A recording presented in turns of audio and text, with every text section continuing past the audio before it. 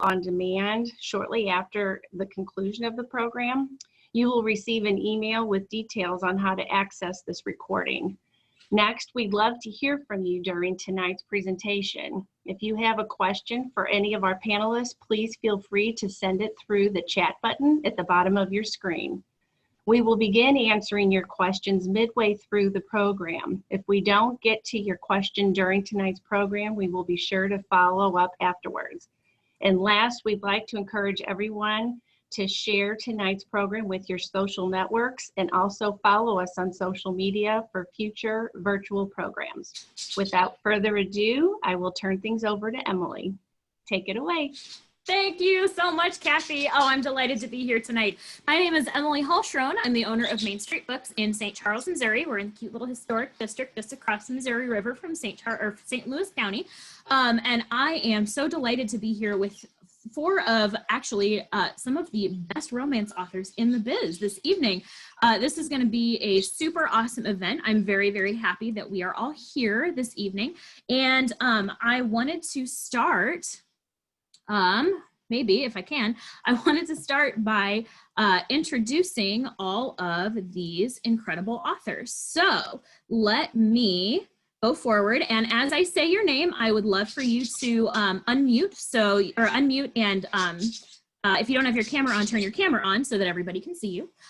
So first I want to start with Elona Andrews. Elona Andrews is the pseudonym for a husband and wife writing team. Elona is a native-born Russian, and Gordon is a former communications sergeant in the U.S. Army. Contrary to popular belief, Gordon was never an intelligence officer with a license to kill, and Elona was never the mysterious Russian spy who seduced him. They met in college, in English Composition 101, where Elona got a better grade. Gordon is still sore about this. They have co-authored 4 New York Times and USA Today best-selling series, The Urban Fantasy of Kate Daniels, Rustic Fantasy of the Edge, Paranormal Romance of Hidden Legacy, and Innkeeper Chronicles. They live in Texas with their 2 children and many dogs and cats. Wonderful. Thank you so much for joining us, Elona and Gordon. Thank you very much for coming to us from Texas. Yay. All right, next we have Beverly Jenkins. She is the recipient of the 2018 Michigan Author Award by the Michigan Library Association, the 2017 Romance Writers of America Lifetime Achievement Award, as well as the 2016 Romantic Times Reviewer's Choice Award for Historical Romance. She's been nominated for the NAACP Image Award in Literature, was featured in both the documentary Love Between the Covers and CBS Sunday Morning.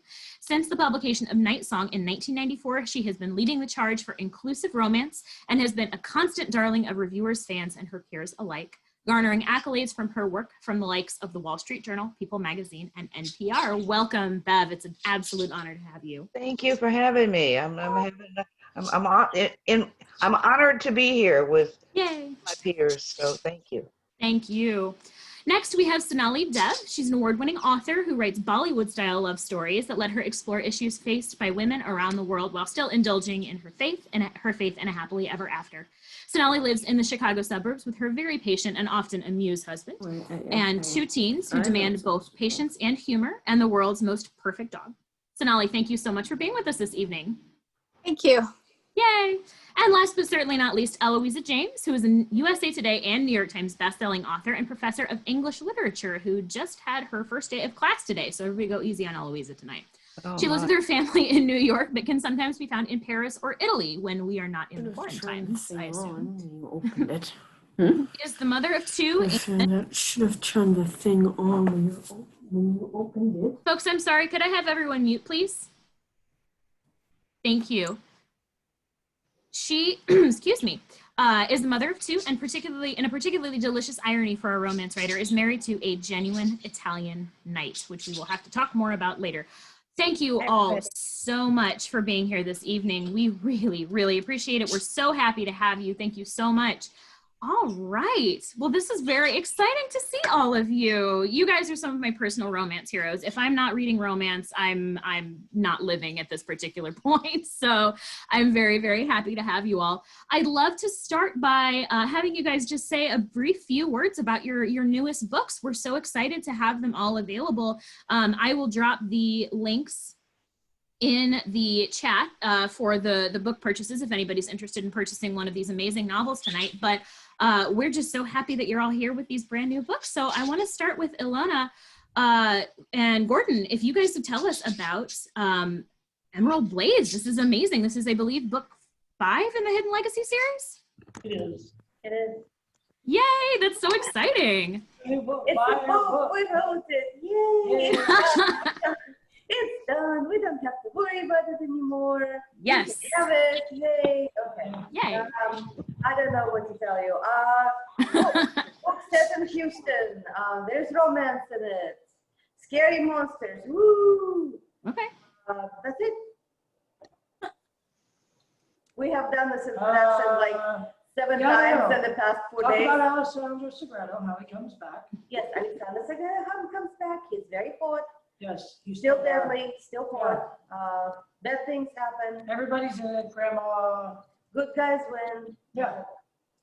There we go. That's it. That's Yeah, all we that's got. all Yay! I don't know. I don't even know what's in the damn book now. It's actually true. He doesn't know what's in them, but we were listening to an audio sample of it, of the first chapter, and he looked at me in deadpan and said, "Did we write that?" I was like, "Yes."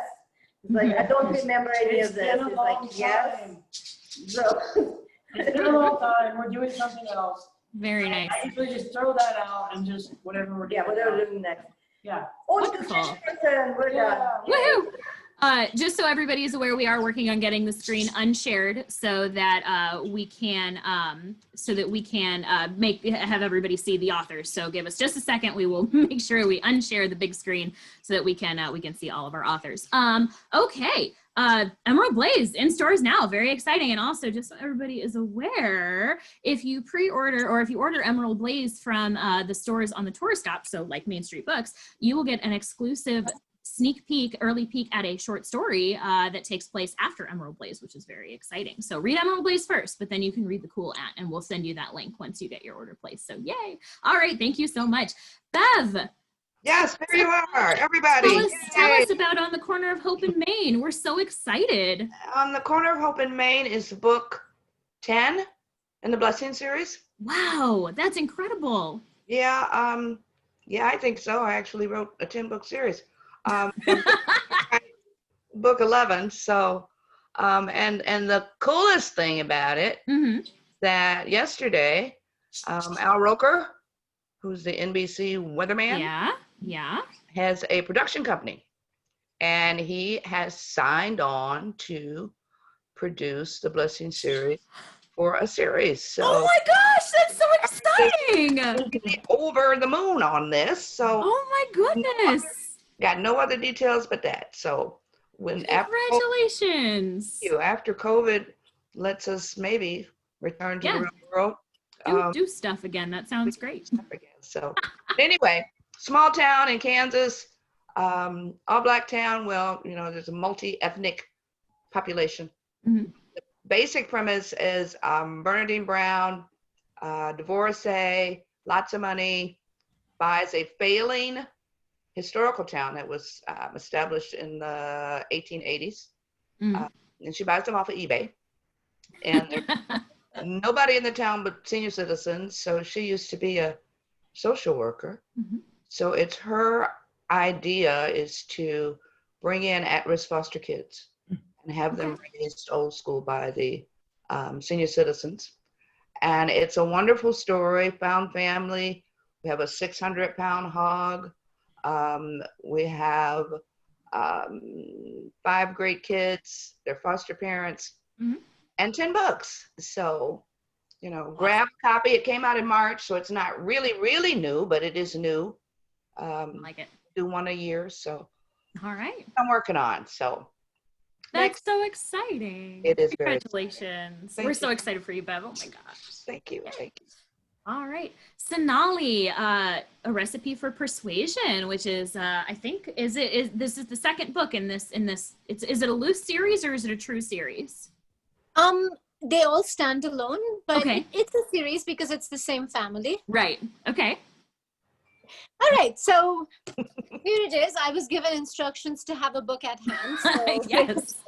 I missed and and before I even start, I love Miss Bev. I love the name that he's the Hope Town is such a great series title for the TV show. Yeah, I hope to keep the Henry Adams name though, so we'll because of the historical stuff to that. But I'm excited. We'll Thank cross you. our fingers. Thank you, Yes. Sonali. Yes. So this is, it's the secret is that this one and this one, this is not easy to guess, but they're based on Jane Austen books. Never would have thought that. Never. I'm floored right now. Nobody gets that. Nobody. No. They're not really based on them at all. No.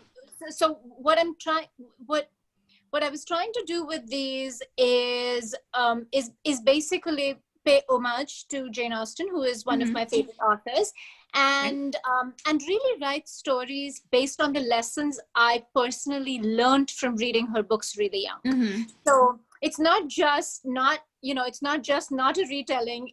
It's like this real long circuitous route to what I learned from her books in story form. And it's based in this politically ambitious Indian American family, the Indian Kennedys, if you will, based in the San Francisco Bay Area. And Recipe for Persuasion particularly is of course, my homage to Persuasion, but it is the story of one of the Rajay cousins who goes on a Food Network show called Cooking with the Stars, which is like Dancing with the Stars, but with a celebrity and a chef. Yeah. And of course, the chef the celebrity she is paired with is the man she dumped under familial pressure in high school, her big love. And he's gone on to become this World Cup winning football/soccer player for Manchester United. And when they meet, they both have all this baggage, all this hurt. There's lots of healing, but a lot of fun and a lot of cooking. So, and it's also a 2-generational Persuasion. So there's her mother's story. So it's as much a love story between Ashna and her mother as it is between Ashna and Rico.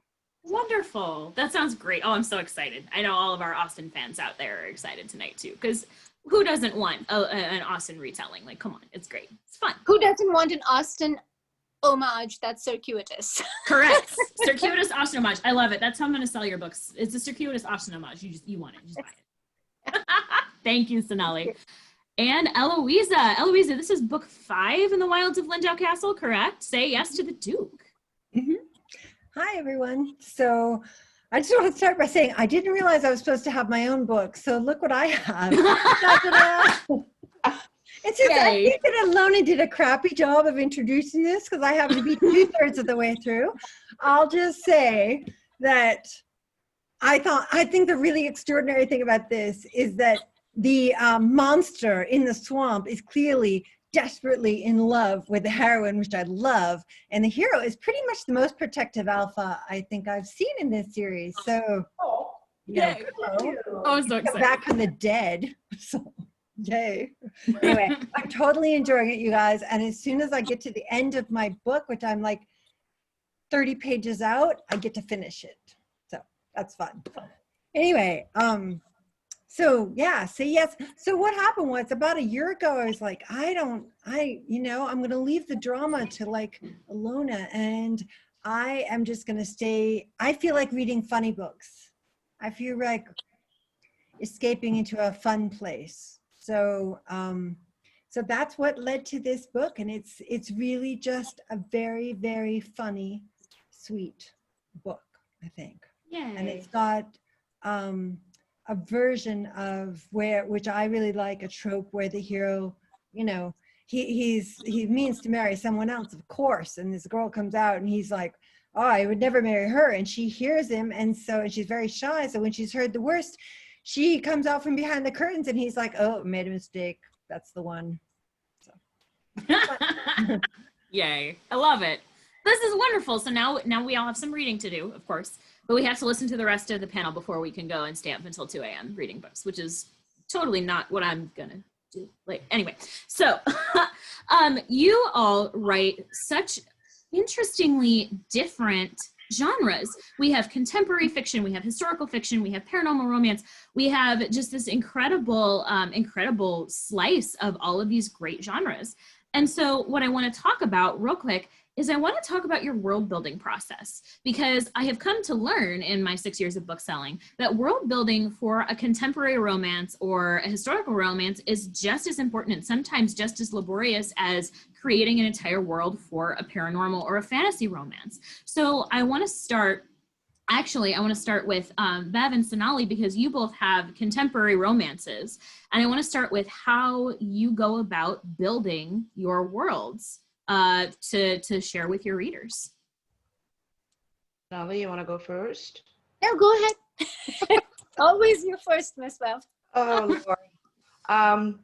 The Blessing series is sort of categorized as women's fiction, Okay. but the world building is sort of different from my historicals, which I mainly write. Right.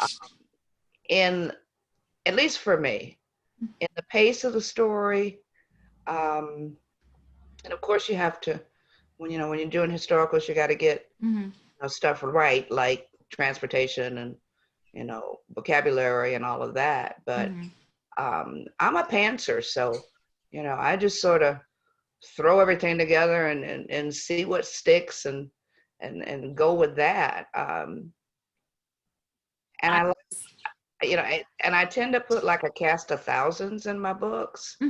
So that sort of sets up some of the world building too, because you've got their backstories and you've got, all of that. So, I don't have a method. I just, Gotcha. Erica sometimes asks me, well, what's the theme? I don't know. So. See, I find it absolutely fascinating that one of the premier romance authors in the world ever is a pantser. I would not have. A lot of us out here who are pantsers. We like walking across the Grand Canyon on a tightrope with no net.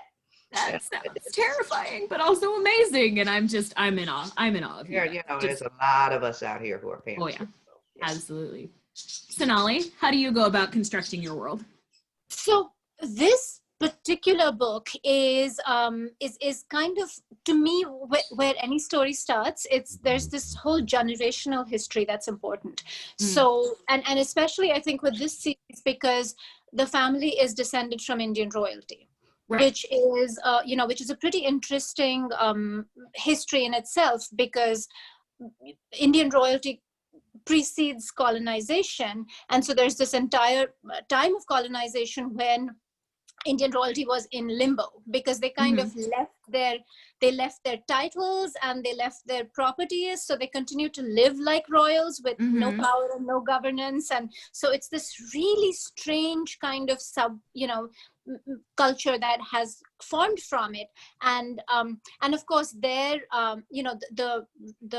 contemporary generations that descended from Indian royals who ended up being called princely states, and have these interesting stereotypes. You're either so what I did is I took 3 of those stereotypes and made this family that has 3 brothers. And so there's the crown prince who wants to carry on the legacy, who enters politics now that India is a democracy, and that him, the youngest brother, who is your paparazzi darling, who's always in the news for the wrong reason. So he's the brat. He's always in trouble. So he's the spoiled, entitled brat, and then the middle brother gets to make his own life. And this book is where he's the patriarch, because the 2 brothers are gone, and he's the patriarch who is raising the cousins. And so the world almost like naturally comes from that history for me. Gotcha. And the characters then become kind of where the utensils or the vehicles that carry the world, right? Because there's so much cultural nuance, and usually it's easy for me because I'm not a royal, but I'm from that culture and I've watched that growing up, and so a lot of my world building is intuitive, but the craft comes in, I think, in the revisions, because it's all in my head. This world is very alive in my head. And when I put it on paper, as my editor gets to it, and as other beta readers get to it, then I find the holes, because if something is not making sense to someone, I haven't you know, I haven't put what's in my head down on paper. And Gotcha. so I do have a method, but it's kind of wonky, and it's, Okay. you know, it can't really be explicated. I'm not really either a pantser or a plotter. I kind of have arts. So I'm an Okay. artist. So All right. that's kind of my process. Okay, fabulous. That's fascinating. Thank you so much. Eloisa, when you write your historical fiction, and I know Bev writes historical fiction as well, but when you write your historical fiction, especially in this particular time period when there's so many like social mores and you know, weird like cultural things that you have to worry about, how do you create sort of a world that you know, a woman that we can be, you know, pleased to get behind? You know, how do you create a world in which that's true to sort of the historical, you know, time period, but also, you know, a little bit more liberal, so to speak, for ladies? This series is set in the Georgian period, which is Yes. big wigs, right? Oh yeah, big wigs and the big super ridiculous dresses, like, oh my Wide gosh. dresses. Yeah. I write about very rich people. I grew up on a farm, and my father was a poet. So you can translate that however you want, but basically I write about extremely wealthy, extremely well-bred people, because poverty does not interest me in any way. And that translated in the Georgian period into women actually having quite a lot of power. So it's not hard for me to portray women as actually running estates, because they did. You know, things become much more tied down as you move into the Regency period and then the Victorian period. But in the period in which I'm writing about right now, a lot of women, you know, brought their lovers' children into the house, raised them, you know, etc. If you were a widow in particular, you had a lot of power. So I have fun creating those. I do try to bring in like the family of the Wilds. There's 2 strains that have gone through a lot of the books, and one of them is the price of celebrity, because it was the first time that you could actually reproduce pictures, and they went all over England, and so people became famous for these etchings that went out on the peddler's cart, and everyone collected them. So in every book there is just that sense of what it's like, you know, to be rich and famous and have basically the paparazzi after you, although they're going to make an etching rather than send it out on Instagram. So it's been fun.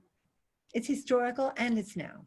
Yeah, absolutely. That's actually, yeah, that's a really good parallel between the you know, sort of the modern way that every, you know, the paparazzi kind of gets around with the historical aspect of it. That's really cool. Thank you.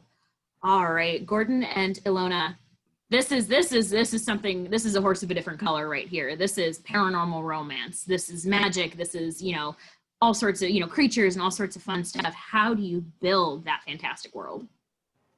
Well, the world has to make sense. The world has to make sense economically. It has to, that's one of the, interestingly enough, we just taught a world building workshop. Not sure how that happened, but one of the— They gave us money. Yeah, I know, right? They gave us money. That's how that happens. That's how stuff happens, kids. If you give us money, we'll do stuff. And we don't ever give the money back, ever. That's the rule. Okay, honey.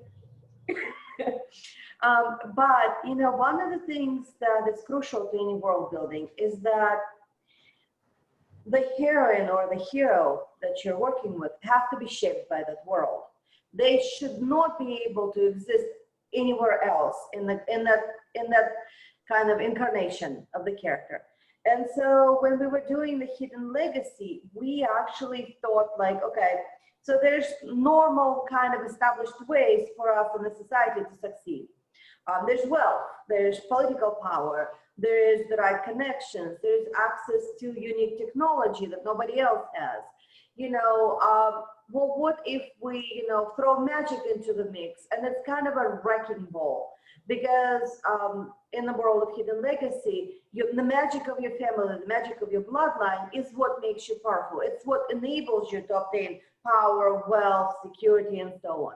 And so for us, it was really, really interesting to play with that social construct and kind of see, like, if we wreck the societal structure, how will people still struggle to survive in this new world and not get continuously killed? Yeah, I think the world building probably for Hidden Legacy is a little bit easier because it's essentially our world with that addition of magic And like Louisa said, like everybody, it's like Falcon Crest or God, I'm dating myself.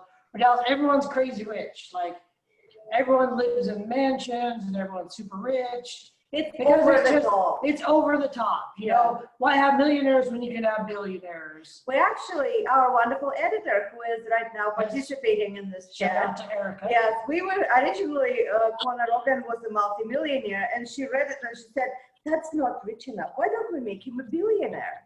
Yeah. So, and that's kind of became the motto for the series. Well, is this spell big enough? Well, no, let's have him Yeah, a building, you know. I think that's the thing for every book. It's like we just want to make every book bigger and Bigger and better. because we never know if there's going to be another one. So Yeah, there may just not go be. all out in this one. And So, that's our answer. yeah, I don't know. Thank you very much for that. That's great. I just the fact that everybody now needs to make their millionaires into billionaires is just I love it. I'm here for it. 1000%. Great. All right. So of course, one of the key elements of a romance novel is that spicy, sultry, sexual tension. You know, we have to get that all in there, and that's a lot of the reason that we want to read that developing relationship. So how do you go about developing the relationships between your hero and your heroine at any point in the particular book? There's a lot of different tropes that you can utilize, but what's your favorite way to build not only the relationship, but also the sexual tension within that relationship? I don't know who wants to go first, but I'm super excited to find out. I like a slow burn. Ooh. I like a slow burn. But then, you don't try and do the same thing with each book. I mean, you want to spice it up. I mean, I've had orgasms on the first page. So it just depends on the characters, I think. And like I said, I'm a pantser. Who knows what these people are going to do? So we'll see. So Miss Bev, when you said you have an orgasm on the first page, it's the characters, right? Right. Not me. Well, yeah, I'm gonna be good. The characters, yes. And I think one of the reviewers said, "Oh my God, what is Miss Beth doing?" I'm like, "Hey, gotta mix it up. Keep it spicy." You're so silly. I mean, that was wide open. I know. I sort of left it out there for you to pick up and throw back at me. So, and you did a damn good job. So, all right, that's my answer. I'm sitting down now. No more orgasms for me. I loved it. I loved that. That was great. That was fabulous. Oh goodness. Well, Sonali, since you've thrown it back at Bev, now we're gonna throw it back at you. How do you create your tension in your relationship? I take my time to have my orgasms. So I think, I kind of, like I said, I think of this in terms of arcs, and all of my books, and I don't have quite as many as, the authors on this panel. This is my Recipe for Persuasion is my 6th book. So I'm still a baby at this. So what I've done, what I kind of do is, there's something really broken with each character at the beginning. And so I think of it in terms of journeys. And I also think of it in terms of them fixing their own issues. And, because I believe in life that to let love into your life, you have to be ready for it. And that involves being a fairly healthy, healed person. And so I don't want that healing to kind of get mixed up with the love arc. I want that to be an individual journey for whatever that's worth. And so, so the sexual tension really has to do with the characters coming into their own sexuality. And I often write characters who have issues with their own sexuality for various reasons, because they're struggling with something, because they have trauma in their past. And so really it's this unfolding of your own sexuality, which I think is a journey everybody takes, is that you have to grow into owning your sexuality. And that's what makes the orgasms pay off. And so I think that's really interesting, and that rub, as each one of them is finding their own sexuality, and the other one is a foil for that. I think that's kind of how how I think of it. And then on the page, there's a lot of yearning because again, there's, most of them are slow burns too. And so the yearning is really where the sexual tension comes from.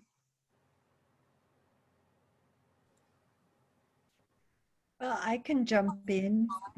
Like, I really wish I had some brilliant answer for this. I did think of a couple while everyone else was talking. I mean, sometimes in some sex scenes, you're trying to have someone discover something about themselves occasionally, but sometimes you're just in it for the fun of it too. And I'll just say, in the book that came out, they do have a great sex scene basically in a closet that's lined with china, thousands and thousands of pieces of china. That's quite fun. Lately, I'm just more into the fun. I can see Bev laughing there. I have a great friend, Lisa Kleypas, who writes historical romance too. And we were talking today, and we're having one of those conversations that historical romance writers who've written as many books as we have, which was like, yeah, Lisa, she's a virgin and she just had her third bout of sex, not just third orgasm, like, and Lisa was like, yeah, that's the life, right? That's the life. Sometimes we're writing in a fantasy world and that can be fun. And so sometimes I just go for that and there's no rhyme or reason. It's just two people who have got to that point where they found themselves in the closet or naked on an island and then just like, damn, let's go for it. So. I'm in. I love it. Yeah, no, that was a fun scene. That really was a fun scene. And say yes to the Duke. Okay, Gordon and Elona, the rules are a little bit different for paranormal or for fantasy, especially if it's set in a modern setting. You have sort of the more you have a more open attitude towards women and sexuality and things like that. So in that setting, how do you then build up to the inevitable orgasms? The rules are always the same because people are always the same. The relationship hasn't really changed that much over hundreds of years. We're still, it's still the same push and pull back and forth. I think for us, for the sexual tension element to really sparkle, there needs to be like a challenge there. The hero and heroine when they meet, or the hero and hero, or the hero and heroine, whatever it's, it is that's being written. There needs to be something about them that sparks interest in the other person.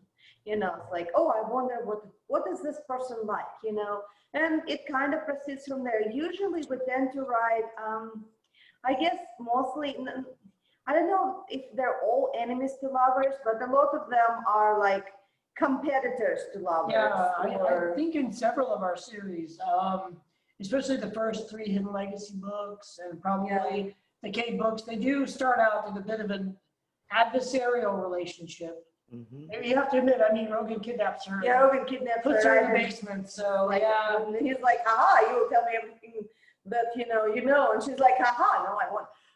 And then they proceed. And it's usually the slow, because we only had one series where each couple is one book self-contained, which was The Edge.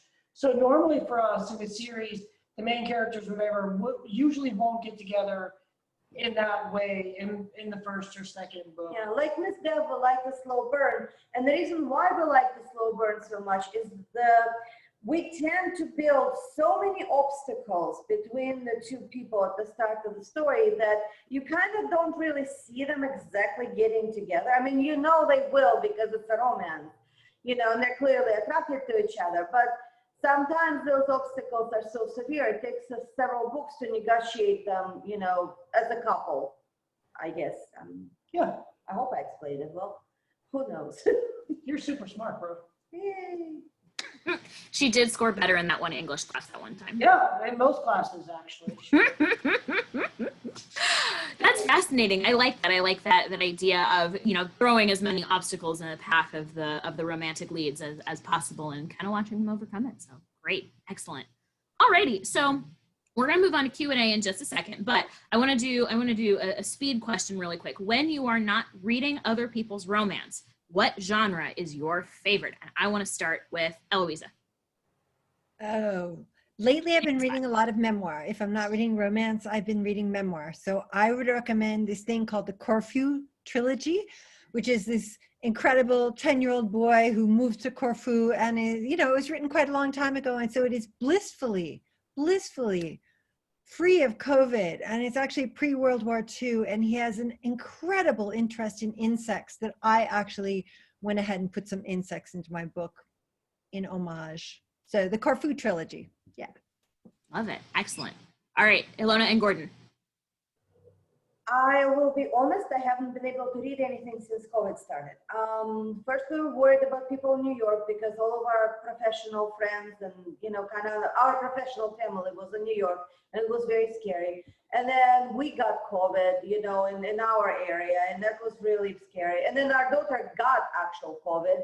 And so, the only thing I've been reading is Korean fantasy romance comics, which are hilarious, and I love them to death. But I did want to give a shout out to Eloisa, because I can tell you the Wild series is amazing.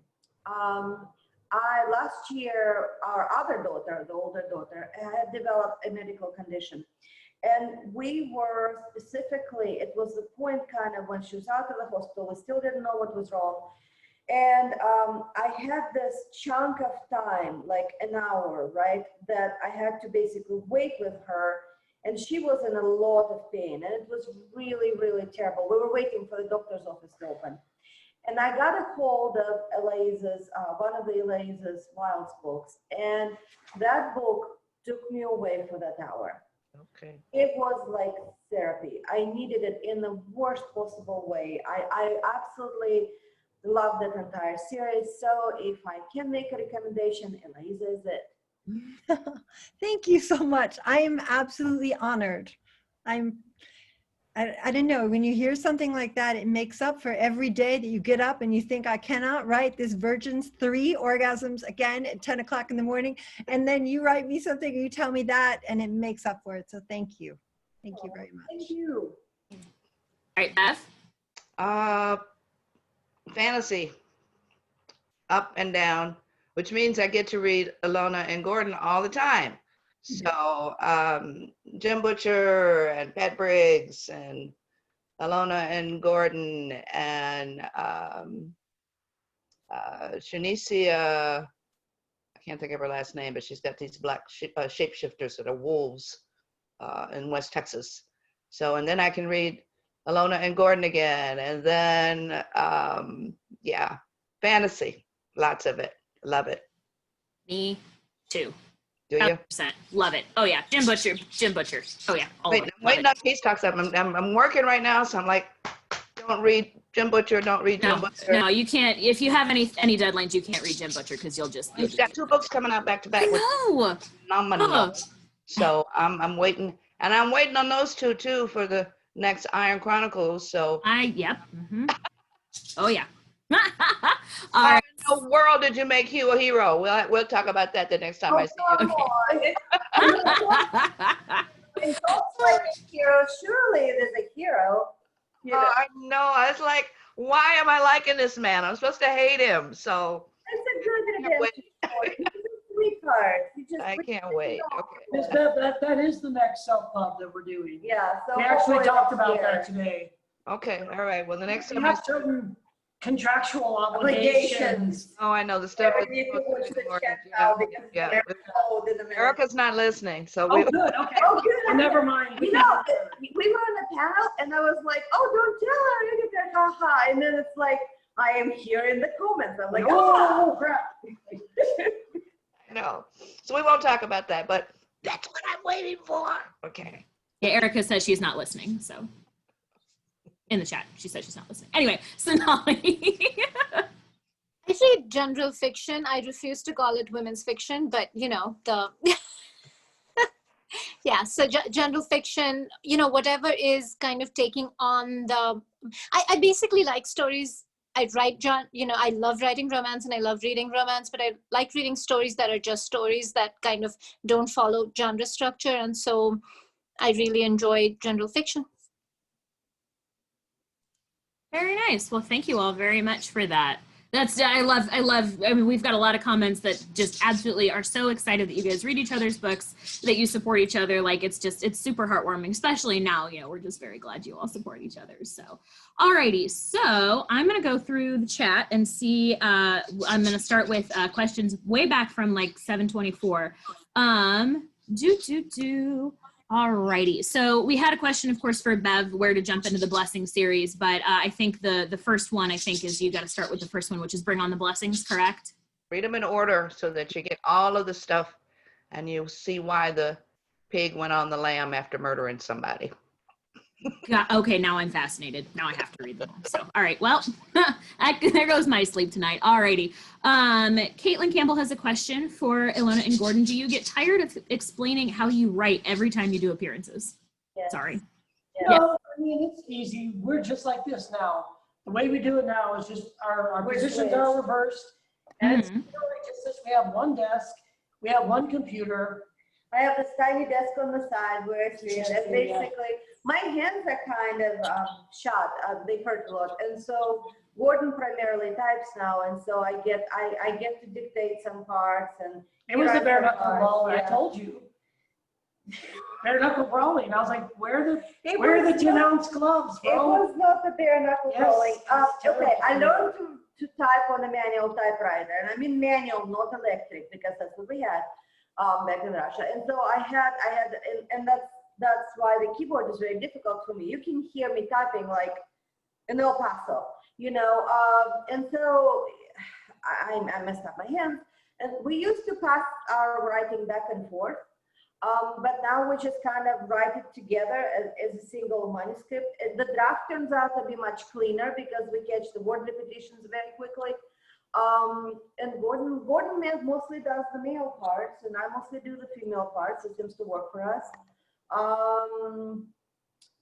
That's about it, guys. I mean, yeah, it is what it is. Okay. All right. Yes or no question from Alina. I just want a yes or a no from Alina. She asks, will you set more of your books in Europe in either series? I don't know. I don't know is also an acceptable answer. Oh, you guys are now on mute again. Was that a question? I'm sorry. We don't like to write about the place extensively unless we really know it. Like, I knew Abkhazia because I vacationed there as a child. So I have very fond memories, and I had spent a lot of time there with like local kids who played with me. And so that was a natural setting for us. We have not traveled extensively enough, I don't believe, to be able to authentically replicate a European city right now. Yeah, I couldn't do Europe. Yeah, even Russia, honestly, like I can write about Russia 20 years ago, but according to my dad, who is still there, it's really different. So we don't feel that we could write it unless we actually move there for a bit. And that's just where we are. Sorry. That makes perfect sense. Thank you for that. General question, especially for Elona and Gordon, but general question. How do you know when to stop researching? And how do you balance the research and the writing, especially when writing about real people and real cultures? This question is from Crystal Lee. She wants to know, when do you stop researching? I figure when my eyes start glazing over, the readers are going to have the same issues. So I stop. It's like, okay, if you're boring yourself, you're going to bore the readers. So at least that's my rule of cutting it off. I don't know how anybody else does it, but that's me. I'm right there with Bev. Yeah. And I get bored very quickly. I have a short attention span.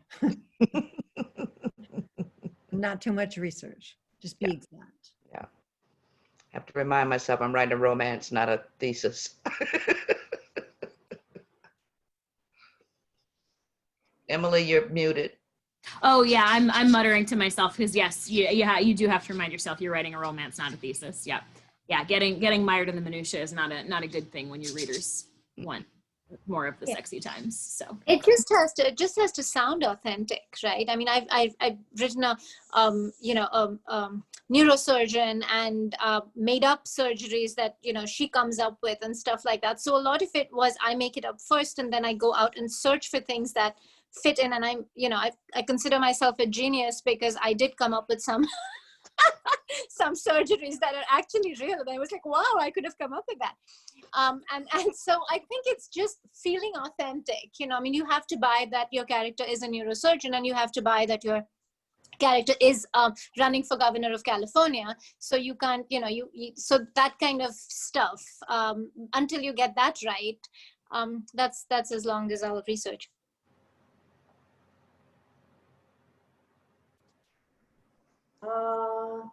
I guess it's our turn. Is it? For the, I'll give you an example. We just did the bonus short story, which you can get if you ordered the book from the bookstores on our tour. Okay, did the promo. Basically, and the story involves birth, right? And I have given birth, but I have given birth 20 years ago, 21 years ago. That was my last time. And so my memories of it were hazy. No, like 22. Is she? Yeah, 22 years ago. Sorry. It's a long time. So basically, my memories of it are very hazy. And what I remember is basically getting to the hospital, them saying, it's too late for everything, baby's coming. And then like an hour later, there was a baby. And so for the short story to be able to put in authentic details, we thought we did a pretty good job. And then we had a couple of OBGYNs read it. And they were like, where's the fetal monitoring? Why isn't the bed broken down? But I'm with Bev. We're not giving them like a thing on how to give birth. But okay, it's a story. But most of our readers are women, and some of them have given birth. You have to give authentic details. And so yes, it's a balancing act between when is it too much and when is it too little. Yeah, like one of the OBGYNs had written a breakdown of a labor, and it was like this long. And I was like, well, we're going to take a sentence here, a sentence there. Ideally, you want it just enough so the reader doesn't get lost. Anything more than that, and like Ms. Dev said, you end up bogging down the reader. And also, I'll have to tell you, research isn't writing. Research is a wonderful way to escape writing. So it's deadlines come into that. Yeah, because you can like totally waste, 3 hours on ancient Babylon, right, to figure out how this bird was pronounced. And at the end, you cut the bird, and here you lost all this work. So that's kind of, make sure you can put down bare minimum information for the reader not to be lost, and that's it. End of story. Fabulous. Love it. Thank you very much for that. Yes. Sarah Birkinshaw asks, Eloisa, will there be books for every wild? Please say yes. I'm very sorry to say no. No. The thing about writing a long series, and more power to Bev for being able to do it, I start losing track of the characters, and that is just a fact. And so there's 6 books in the Wild series now, and there's the 7th one coming out because I did a prequel. So My Last Duchess will come out in October, and then another story next spring. And I'm trying to decide whether to bring Horatius back from the dead, which is the kind of decision that romance writers get to make. But if Horatius comes back from the dead, he's going to be the last wild, because one of the things happens, you just have these ideas burbling up in your head, and they're new, they're just new ideas. And it's too fun not to think about doing them. And I just want to add one thing about what Sonali said about that neurologist, because that person you're talking about that's the heroine, right, in the Pride and Prejudice. And the hero is a chef. And I was reading and thinking, God, Sonali, you're so daring. This is so daring, because she was all that. I mean, she was like, she would have been ruling Grey's Anatomy. And he was like this chef who was having trouble in the world. I loved it. You guys should totally read these books. They're wonderful. Thank you, Eloisa. It actually segues into our next question, because Dana Gross wants to know which Austen novel is next, Sonali. Sense and Sensibility. And this is my favorite title of them all. And my son came up with it when he was in middle school, when I first thought of these books way back in 2012. And it's going to be called Incense and Sensibility. Because she's a yoga instructor and her family makes incense, and it's all very woo-woo, and he's running for California governor, and it's all very not woo-woo. So, Love it. Oh my gosh, like take my money right now. I'm in for this. I'm in. I love it. Oh my god. it also starts with an assassination attempt, so there's that. So it's all kind of. So you're breaking out into the thriller genre now too. That's awesome. I'm in. It's great. Wonderful. Thank you, Sonali. Alexander Davison wants to know about Alexander Davison wants to know from Elona and Gordon, but also this applies to the other authors here as well. Do you ever feel so encouraged to write more on a character based on how many people mention that interesting character? And I'm not sure if Alexander means mention within the novel or your fans mention the character, but let's go with your fans. If your fans are super interested in a particular side character, does that inspire you to write more about them? That's how Iron Covenant happened. We were looking for a good April 1st joke, right? And so we made this big cover with Hugh D'Ambray, who's a villain in Kate Daniels' series, and he's a pretty serious villain. And so we put him into a romance character pose, and we were so happy. We made this fake romance story to go with it, and we were like, haha, that's our next release. And the joke didn't kind of work because people started asking when the book was coming out, and then we started getting very polite inquiries from librarians. Hi, the patrons are requesting this book, and you know, I can't find it on Overdrive. Where's it coming? And we were like, there's no book. And so one of the librarians was kind enough to write back to us, and she said, you know, I told the lady there's no book. And she said, if I keep asking for it, they'll write it. Yeah. Older lady. And yeah, she was right. We wrote I it. think so, because I mean, it's part what we want to write, but I mean, you know, we do write for the fans. I mean, you write for the people that buy the books and the people that read the books. And for instance, another character of ours would be Roman. And you kind of have to judge, yeah. I would consider him a fan favorite, and we would probably write a book about him. Yeah. I mean, you know, usually the characters that tend to be fan favorites and people want, also the characters that we kind of enjoy writing. They get a lot more page time, they get the best jokes. So it's kind of a natural process for us. Yeah. This does not mean you can endlessly bias about other characters. Please no, thank you. That's it. I'll jump in and say that if Horatius does come back to life, it's because I get more mail about Horatius than about anybody else. And you know, the poor guy died off screen in book 1, before book 1 started. But no, everyone wanted to come back, and you live with him for 6 books now. And you know, he's got a character, he's got a past, he's got all these things. And so the readers change what you're doing. Readers' letters change the way you write. And Yeah. I don't think that readers necessarily understand how powerful they are, but they are very powerful. Last one to Horatio book. Last one. Oh. Okay, so he dies off screen, and everybody's like, oh my gosh, and everybody's broke up about Horatio dying. Horatio is mentioned. Horatio is mentioned again. Horatio mentioned again. I want the Horatio at this point. Come on, Eloisa, make it happen. I mean, to be fair, yeah, that's exactly what the rest of us are thinking. We're like, oh, Horatius, that's what's gonna happen. He's gonna like stride in from the bog. It's gonna be great. I have the same issue with one of the Levesque brothers who was killed in the Civil War. And the ladies are like, no, it's a different body in the casket, or, you know, he's somewhere with amnesia and doesn't know really where he is. And I'm like, I am not writing an amnesia book. And they're like, so I don't know. We may be bringing Gerald back. I don't know. But, you know, like you say, the fans are very, very powerful because, you know, that's who we write for. We write for them. So we write for ourselves, of course, but we also write for them. So we'll see about whether I bring somebody back from the dead or not.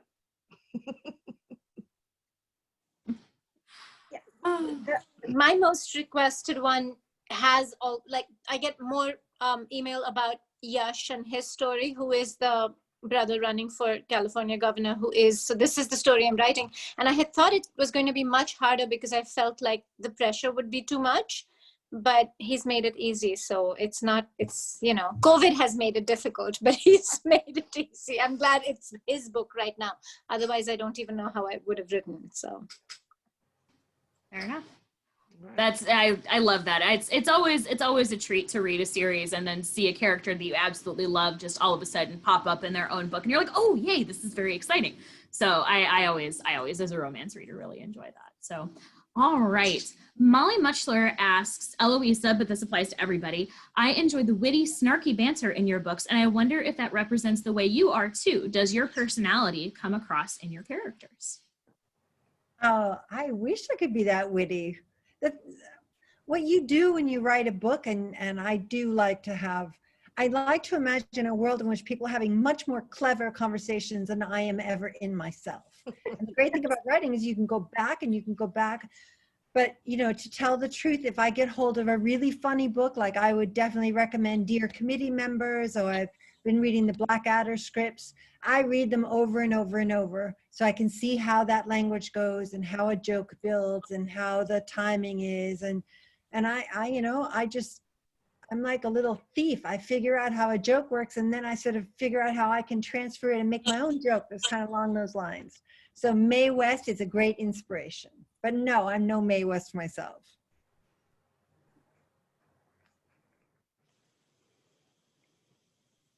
All right. Anybody else see themselves in their characters? No? Mine snores. I have a character that snores. I snore.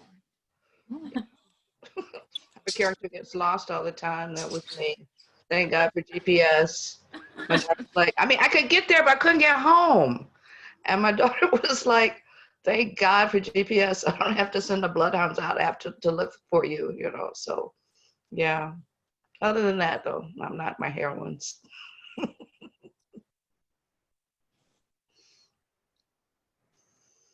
I always forget to unmute myself when I'm asking the next question. Alrighty, so Jennifer Murphy asks, Miss Bev, one of your books was made into a movie, Deadly Sexy, I believe. Mm-hmm. With news of your Blessing series being picked up, how much, if any, say do you have about what will go on screen? For example, actors, storylines kept, storylines dropped. I have no idea. You know, Okay. COVID has got everything put away and on the shelf, so we'll find out. It's all up to Al Roker now. Yeah, Al Roker, and then we got to deal with Sony too, so we'll see what they want to do. All right, well, that's going to be fabulous. We're very excited about that. Yeah. All right. So, I think that this is a good place to have everybody say bye. I would love to talk to you guys for another 6 hours, just talk about your books, talk about romance, talk about sex. I don't care. This has been absolutely fabulous. And for me to be able to be on screen with 4 of my favorite authors has just been an absolute delight. So thank you all very, very much for being with us this evening. I also like to thank the St. Louis Public Library. I'd like to thank Kathy and Jen for being with us this evening. Thank you both so much, so much for hosting and for worrying about all the Zoom stuff at the beginning. You know, we're very happy that you guys are here and on tech for us. Thank you. And thanks so much to Avon. Thank you to Pam, who I don't know if she's still here, but thank you so much to Pam Jaffe, who is the romance writer wrangler of Avon. She's absolutely fabulous, and we're very, very pleased to have this incredible partnership with her. I threw the link to purchase all of the books in the chat if you are interested in buying books from Main Street Books. We are very happy to have your support as an independent bookstore, of course, in the time of COVID. We're very, very grateful for it. And for those of you who purchase Hidden Blaze, we will be sending out the link to the short story that takes place after Hidden Blaze. Don't read it before Hidden Blaze because it'll spoil story elements, but you want to read it after, or Emerald Blaze. Why do I keep calling it Hidden Blaze? Because it's a Hidden Legacy series. Dear Lord. It is time for me to finish my glass of sangria and go to bed. So thank you all so much for joining us this evening. We are honored to have you. We are delighted to have you. And everybody go out and read a romance novel. We need it right now, I think. Yeah. Thank Bye, you, everybody. I miss you all. everybody. See you later. Bye-bye. Thank you all so much. We appreciate it. I got it. What? Let's just see. Bye, everybody. Bye. Oh, yeah.